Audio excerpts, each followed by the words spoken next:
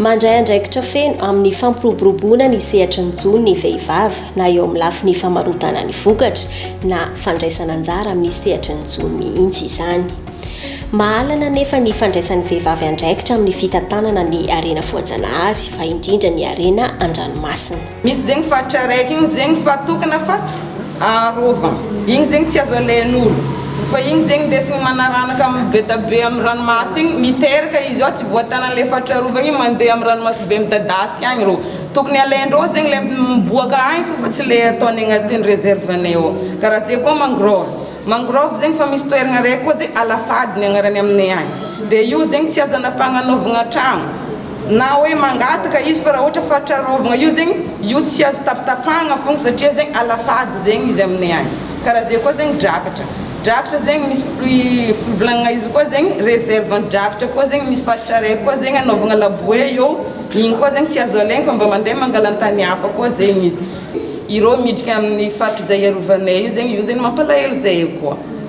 Mahatonga zay zegny ny risque zay vehivavy zegny zay vehivavy mpanjono zegny hiditra agnatin'ity fikambanana miaro ity zegny mahatsapa zay efa vognony hitantana sy hikobaby arena voajanahary agnatin'ny ranomasina zegny mba iloveny zafy amanjanaka. Tanjona ny ananan'ny vehivavy fanapahan-kevitra entina hanatsarana ny fitantanana ny arena an-dranomasina sy ny morontsiraka sy anamafisana ny fandraisana andraikitra izy ireo eny anivon'ny fahan-dranomasina tantanin'ny vondron'olona ifotony na LMMA. Zavatra tena andrasana zany ao anatin'ity programme ity dia hoe ny fandraisana anjaran'ireo vehivavy ireo amin'ny fitantanana ny arena an-dranomasina sy amorontsiraka. Izany hoe handray anjara amin'ny lafin'ny asa sy ny sehatr'asa rehetra izy ireo. Anisan'ny mpitarika izy ireo, anisan'ny mpikambana ao anatin'ny fikambanana eny ifotony ary indrindra anisan'ny vehivavy miasa ao anatin'ny sehatr'asan'ny jony sy ny fitandràna arena an-dranomasina any amin'ireo faritra ny aviany tsirairay avy. Ny vehivavy izay anisan'ny olona mampiasa sy mitantana an'ireo arena an-dranomasina sy amorontsiraka ireo dia tokony manana anjara andraikitra amin'ny fanapahan-kevitra.